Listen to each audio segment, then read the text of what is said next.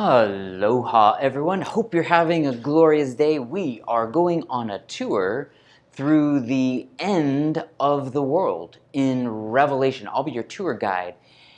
And the reason why we do this is Jesus. Jesus is the one worthy of our allegiance, of our time, of our attention.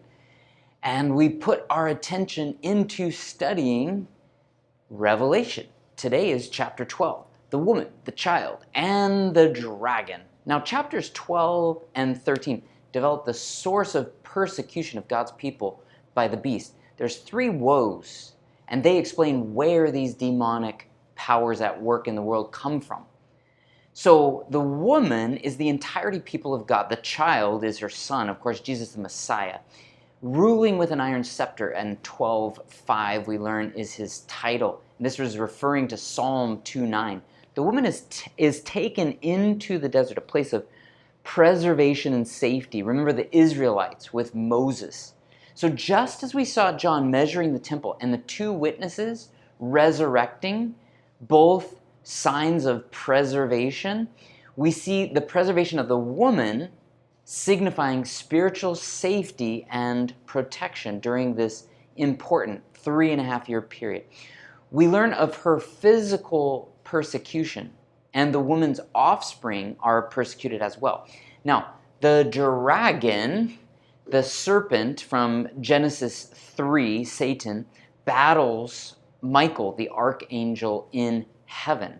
Satan is cast down to earth, and he wreaks havoc because his time is short. The saints' only way to defeat Satan is the same as Christ, through sacrificial love and devotion to God. Revelation 12:9 connects us to Genesis 3:15.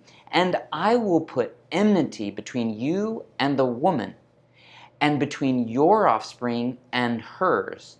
The oppression and suffering the church faces goes all the way back to the fall.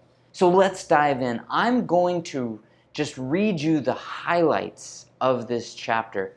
Just sit back and enjoy, because it's an overview of the entire story going all the way back to Genesis.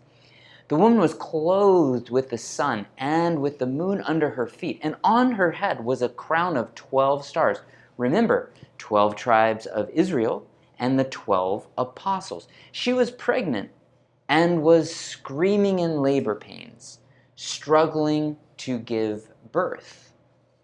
Another sign appeared in heaven, a huge red dragon that had 7 heads and 10 horns, and on its heads were 7 diadem crowns. Remember Daniel, we've talked about this. The dragon's tail swept away 1/3 of the stars in heaven and hurled them to earth. So he took with him 1/3 of the angels in the betrayal of God. The woman gave birth to a son, a male child, who is going to rule over the nations with an iron rod, iron scepter. Her child was suddenly caught up to God, to his throne at the ascension. She fled into the wilderness where a place had been prepared for her by God, so she could be taken care of for 1,260 days, the intense 3.5 years of persecution, the time of Jacob's trouble, the great tribulation before Christ's return.